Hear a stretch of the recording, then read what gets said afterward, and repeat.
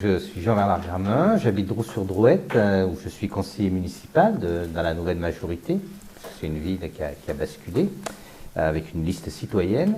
Et sinon, à titre personnel, je suis retraité du ministère de l'économie et des finances et je suis créateur de start-up dans le numérique. Eure-et-Loir Écologie, c'est une plateforme citoyenne. C'est-à-dire que les gens ne sont pas adhérents à un parti politique, ils sont adhérents à une association et ils peuvent, s'ils souhaitent, c'est leur vie privée, être adhérents à d'autres partis. Mais 80% de nos candidats sont adhérents dans aucun parti. C'est donc un vrai mouvement citoyen qui est bâti sur l'idée de la transition écologique. Elle devient urgente et de plus en plus urgente. Tout le monde connaît les rapports du GIEC, le réchauffement climatique, on ne va pas y revenir dessus. Et donc l'idée, c'est dans notre territoire, faire tout ce que l'on peut faire pour améliorer la résilience du territoire et essayer d'aller vers de ne pas atteindre les terribles objectifs de plus 3 degrés d'ici la fin de l'année, vers la fin du siècle, qui malheureusement nous attend si on ne fait rien. Alors, l'un des grands sujets de notre territoire, c'est la célèbre ligne Nogent-le-Rotrou, Chartres, Saint-Pia, maintenant, Épernon, Rambouillet, Versailles, Paris. Donc ça draine plusieurs dizaines de milliers de personnes par jour, ce qu'on appelle des navetteurs. Et ces navetteurs doivent payer 2 cartes, une carte dite carte Rémi pour la partie eurélienne et une carte dite Navigo pour l'Île-de-France. Donc il y a déjà des inégalités de tarifs entre les deux qui sont très importantes, puisque avec la carte Navigo, avec 75 € à peu près, on peut aller n'importe où en Île-de-France, alors que les tarifs côté eurélien sont beaucoup plus chers. Et il y a un deuxième problème qui est celui des fréquences. Donc, les gares, par exemple la gare d'Épernon est la deuxième gare du département par sa taille, la troisième, il y a Dreux, Chartres et après c'est Épernon. Ça donne beaucoup de monde et les liaisons sont peut-être insuffisantes en heure de pointe. Dans le reste de la journée, c'est un train par heure. Ça pourrait s'améliorer un train tous les 3 quarts d'heure par exemple. Et on a un troisième problème qui est aussi la capacité des trains, des wagons, on va dire, pour simplifier. On a un mélange de trains à 4 rames, de rames à 4 wagons et d'autres à 8. Et il est évident, surtout à cette époque de Covid, que lorsqu'on a 4 wagons, c'est un peu plus compliqué que lorsqu'on en a 8, où on peut plus avoir un peu plus d'espace. Très bien. Donc il n'y a pas que des navetteurs, et en tout cas peut-être qu'à l'avenir, le souhait serait de sédentariser beaucoup plus de gens, donc de créer des emplois qui soient des emplois de ce territoire. Alors effectivement, c'est un des enjeux majeurs de notre territoire, c'est plutôt que les gens aillent travailler en Île-de-France, qu'ils travaillent sur place. Alors il ne faut pas non plus dire du mal du fait d'aller travailler en Île-de-France, c'est-à-dire c'est normal, notamment pour les jeunes, pour les premiers emplois. Et il faut noter aussi qu'on n'est pas très loin de l'université de Saint-Quentin, Versailles, on n'est pas très loin du plateau de Saclay, on a des zones économiques extrêmement attractives. Maintenant, sur notre propre territoire et de notre canton, on a 2 gros pôles qui sont Nogent-le-Roi et puis Épernon. Et la zone industrielle d'Épernon est la 3e du département, il faut le savoir, c'est pas forcément très sûr, donc Dreux, Chartres et nous. Par contre, ça manque d'industrie high-tech, d'industrie du numérique qui pourrait offrir justement les emplois que nos jeunes ont besoin, notamment parce qu'on va avoir un lycée numérique qui va ouvrir en 2022, c'est-à-dire un lycée qui va être très orienté numérique, qui va former y compris des BTS, donc des Bac+2, et ces gens-là ne vont pas avoir d'emploi dans la région.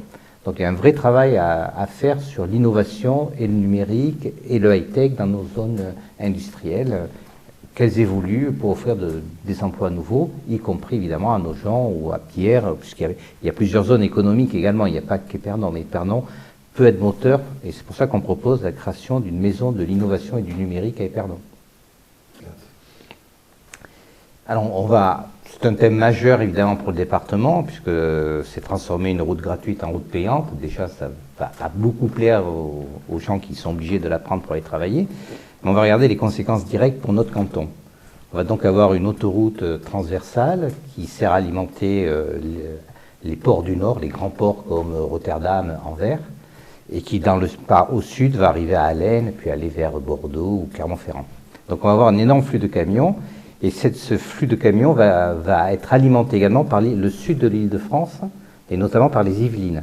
Et ces flux de camions qui viennent des Yvelines, une partie de l'Essonne, ils vont très concrètement arriver par la départementale qui va de Rambouillet à Épernon, traverser Épernon. Une partie va aller sur Anche, maintenant Saint-Pia, où il y aura, en plus, à Saint-Pia, ils vont avoir un magnifique viaduc autoroutier qui va complètement défigurer la vallée de l'Eure. Et une deuxième partie des flux de camions va monter sur Nogent, donc en passant par Coulon et Lormeil, pour aller trouver un nouvel échangeur qui est Verdreux. Donc la conséquence directe pour nous, pour nos habitants, c'est une augmentation du flux de camions en centre-ville. Je suis Julien Alouche, je suis installé à Pierre depuis un peu plus de 10 ans. Je suis retraité de l'Éducation nationale et je m'efforce de participer à la vie locale depuis pas mal d'années, aussi bien à Nogent qu'à Pierre. Je suis investi dans plusieurs associations dans lesquelles je participe ou auxquelles j'apporte mon concours. Je suis effectivement très sensible aux problématiques de solidarité et d'aide sociale auprès des populations de notre canton, de la population de notre canton, afin effectivement de nous efforcer de réduire les inégalités entre nos concitoyens et venir en aide aux plus fragiles qui sont en situation souvent précaire. Et là, les besoins sont assez importants. Nous les avons déjà un peu répertoriés. Et nous nous efforcerons effectivement de promouvoir une aide efficace pour que nos concitoyens aient une vie plus agréable et moins problématique pour les plus fragiles. Je rappelle que notre canton compte environ 32 000 habitants et qu'il regroupe les anciens cantons de Maintenon, qui comptaient une dizaine de communes, et l'ancien canton d'Épernon, qui en comptait 13. Le siège de ce canton, d'ailleurs, est Épernon. La crise sanitaire aidant, le contexte social s'est aggravé et les bénéficiaires du RSA vont être encore plus nombreux.